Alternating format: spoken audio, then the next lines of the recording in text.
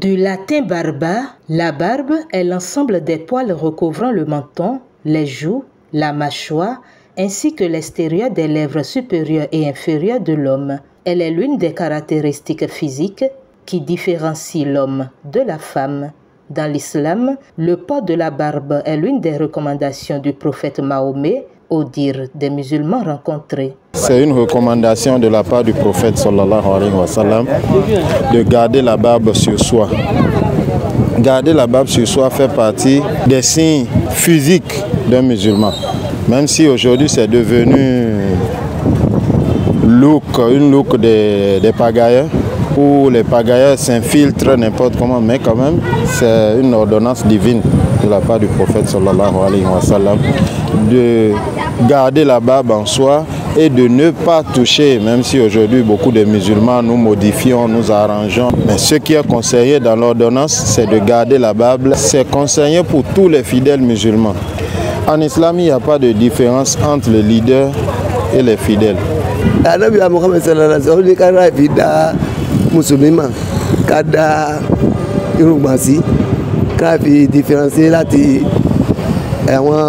Chrétiens, c'est un musulman. C'est notre prophète qui nous a exhorté, nous les musulmans, de laisser les barbes, les garçons, de laisser les barbes. Pourquoi? Avant l'arrivée de notre prophète, il y avait les juifs qui taillaient leurs barbes et puis laissaient leurs moustaches. Et puis le prophète dit, ne copiez pas les juifs. Il faut être différent des juifs. C'est à cause de ça que le prophète nous a dit, nous les musulmans, de tailler nos moustaches et puis laisser nos barbes pousser. Pour montrer que même tu es musulman, il faut que tu laisses ton barbe pour être différente entre femmes et garçons, parce que le prophète dit, ne copiez pas les femmes, et c'est la même chose, les femmes ne copient pas les garçons, parce que le prophète dit, les garçons, il faut que vous laissez vos barbes. La barbe en islam, c'est la tradition du prophète sallallahu alayhi wa sallam, et c'est une recommandation du prophète à tous les fidèles musulmans, tous les hommes musulmans, doivent laisser les barbes. Tous les musulmans, hommes, ils doivent laisser les barbes. Des avantages ou récompenses seraient-ils liés au port de la barbe chez les musulmans? Là, on a dit que musulmans, d'abord porter barbe, c'est à tout moment élégant,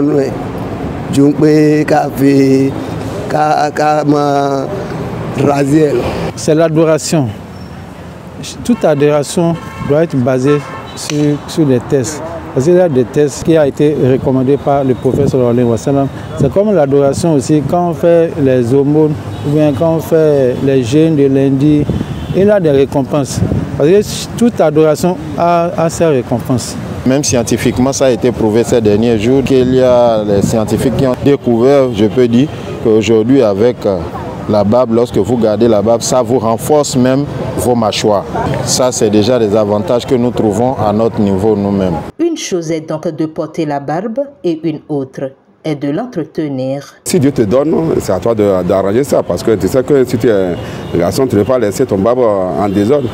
Hein, tu t'entretiens ça et puis tu vas chez le coiffeur. C'est pas bon, c'est coiffeur, si je vais chez le coiffeur et puis je me coiffe mes trucs là, on doit arranger ça comme ça, se doit pour ne pas, c'est pas que de couper ça, hein, mais arranger ça pour que ça, tout ça ne doit pas en désordre quoi. On peut constater qu'il y a les gens qui ont les barbes sales, les barbes n'ont pas peignées. C'est que normalement, le prophète sallallahu alayhi wa sallam, quand on va sur sa tradition, normalement, on doit entretenir nos barbes. On doit peigner ça, on doit même mettre même les produits que ça peut faire briller ça. Il faut faire briller, il faut entretenir parce que quand tu n'entretiens pas, quand il y a la saleté dedans, là, ça peut toucher le corps et ça peut t'amener des maladies. Soulignons également que la barbe dépend de la génétique et du taux de testostérone que produit naturellement le corps. Son apparition varie donc d'un individu à un autre. Un musulman qui n'a donc pas de barbe, devrait-il alors se la faire pousser avec des produits pour être en phase avec cette recommandation du prophète Mahomet? Non, si Dieu te donne, tu gardes. Si Dieu ne te donne pas, tu laisses ça. C'est pas bon d'utiliser des produits pour faire sortir tes barbes. Le prophète n'a pas dit de forcer. Quand tu n'as pas ça, il ne faut pas forcer, il faut pas mettre les produits pour pouvoir pousser les barbes. Ça là encore, c'est déjà, tu es déjà même sorti dans la tradition du prophète sallallahu alayhi wa sallam. Utiliser des produits pour se faire pousser la barbe,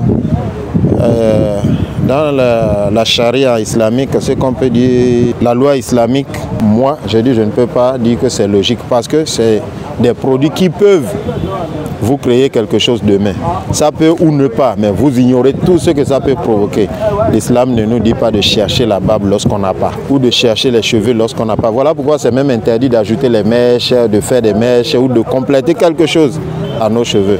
Donc lorsque vous n'avez pas, gardez le peu que vous avez. Si vous n'avez rien du tout, restez comme vous êtes. C'est Dieu qui vous a créé ainsi. Qu'en est-il aussi des musulmans qui portent la barbe, mais pour une raison ou une autre, décident de la raser? La barbe, souvent, ça a tendance à nous faire honte. Ça a tendance à nous... Je ne peux pas dire ça a tendance à nous rendre vieux, mais nous avons tendance à nous sentir vieux avec la barbe, où parfois nous sommes accusés de tu deviens vieux, hein, tu deviens. Vous savez, aujourd'hui, lorsqu'une loi est contre notre Créateur, elle est applaudie par l'humanité. Mais lorsque la loi sur notre Créateur, elle est contraire. Qu'est-ce que je veux dire par là? Lorsque vous voyez une femme aujourd'hui, ça existe, non? Il y a des malformations ou Lorsqu'une femme a aujourd'hui la barbe, elle préfère garder sa barbe. Il y a une aujourd'hui sur Internet, non? Elle s'appelle Quoi la barbue? Elle est plus barbue que assez des hommes, mais elle préfère garder sa barbe. Mais nous les hommes, nous avons honte de garder la barbe. Pourquoi? Dans le cas de la femme, si la femme trouve la barbe, elle peut raser parce que la femme n'est pas destinée à la barbe. Mais chez l'homme, c'est interdit de raser la barbe. Alhamdulillah, si tu es arrivé à un niveau, il faut que un barbe sorte. Et puis quand c'est venu là, Inch'Allah, depuis que c'est venu, moi, je n'ai pas coupé ça, c'est là. Vous avez beaucoup de musulmans qui coupent leur barbe. Peut-être que s'ils ont laissé la barbe, on dit que le personne est âgé, alors que c'est pas ça. L'islam, si tu fais l'islam, tu fais l'islam. Tout ce que le prophète nous recommande, c'est pour nos biens. C'est pas affaire de que, on va dire que moi je suis âgé, ou bien d'autres personnes coupent ça. Que beaucoup de gens m'insultent bien aller dans les administrations. On dit que non, ceux des barbes, ce sont les terroristes, tout ça. Non, ça là, c'est pas affaire de terroristes là. C'est l'islam, c'est l'autre prophète qui nous a recommandé. Et puis on est obligé de laisser ça. C'est à cause que moi j'ai laissé. Et puis moi, les autres, les musulmans, de les laisser leur barbe. C'est pas. Si tu es âgé, je sais que tu es âgé. Si tu es petit, Dieu sait que tu es petit, il n'y a rien qu'on peut cacher à Dieu. Que l'on soit à nous facile. Ce n'est pas facile, effectivement, mais que Dieu nous facilite ça, Inch'Allah. Ceux-là qui ne laissent pas les barbes, ils ne suivent pas la tradition du prophète. Parce qu'il faut qu'on dise la vérité. Quand le prophète nous a recommandé de faire quelque chose, on doit faire ça. Parce que ce que le prophète nous recommande, le prophète ne recommande rien sans que Allah, le Tout-Puissant, il n'a pas recommandé aussi. Parce que c'est Allah qui le recommande et en retour, il nous recommande de le faire.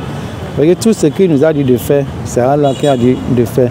Mais quand quelqu'un ne laisse pas, bon, la récompense que nous, qui laissent nos barbes, la récompense qu'on va gagner envers nos seigneurs, cela ne veut pas avoir ça. On doit suivre la tradition du prophète sallallahu alayhi wa sallam. Si le prophète nous a recommandé de faire quelque chose, il faut qu'on le fasse. Parce qu'il a du bien dedans, c'est pourquoi il nous a recommandé. On ne doit pas laisser la tradition, parce que la tradition et le Coran, les deux vont du pair. Quand un musulman suit le Coran seul, il ne suit pas la tradition, il n'est pas un vrai musulman. Soyons clairs et soyons objectifs.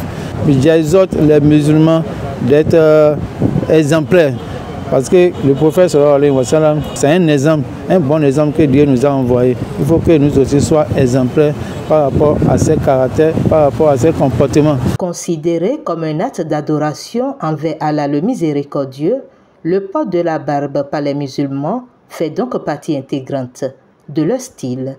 Pour certains, il est également un signe de virilité, de beauté et d'honneur. Et tous les hommes musulmans qui sont prédestinés à porter la barbe sont invités à les laisser pousser et surtout les entretenir, suivant ainsi la sunna du prophète Mahomet.